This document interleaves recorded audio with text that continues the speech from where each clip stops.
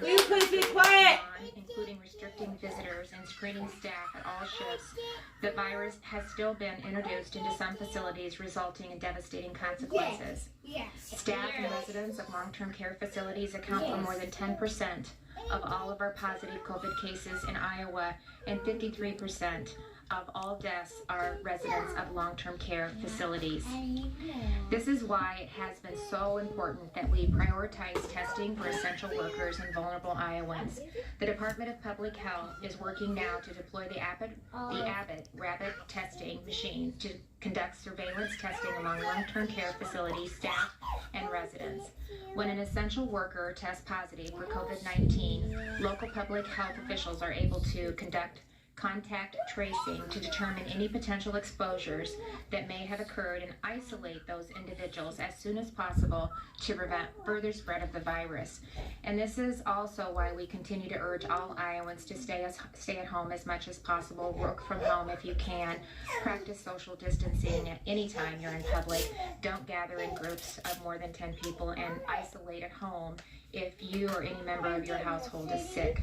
These important steps will significantly reduce the risk of further exposing our essential workers and vulnerable Iowans to the virus. All Iowans must continue to do our part to protect our health and the health of others during this critical time. I also want to provide a brief update on the Regional Medical Coordination Centers, or the RMCCs, after the weekend. So let's start with Regions 1 and 2 in Central Iowa. Yesterday, in Region 1, which includes Polk County and the Des Moines metro area, there were 38 COVID-19 patients hospitalized. 5 new patients was admitted in the last 24 hours. 14 were in ICUs and 11 were on ventilators. There were 1,365 inpatient beds available, 139 ICU beds, and 224 ventilators available for patient care. In Region 2, the north central area of the state, there was 1 COVID-19 patient hospitalized. No new patients were admitted in the last 24 hours. 1 is in an ICU and 1 was on a ventilator.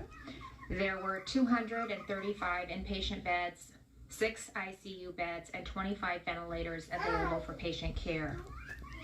On the western side of the state, yesterday, Region 3 reported 2 COVID-19 patients hospitalized. 1 new patient was admitted in the last 24 hours. 1 is in an ICU, and none were on ventilators. There are 540 inpatient beds, 44 ICU beds, and 59 ventilators available for patient care. In Region 4, there were 2 COVID-19 patients hospitalized. 1 new patient was admitted in the last 24 hours. 1 was in an ICU and none were on ventilators. There were 254 inpatient beds, 37 ICU beds, and 68 ventilators available for patient care. And finally, in eastern Iowa, as of yesterday, Region 5, where Johnson County and Scott County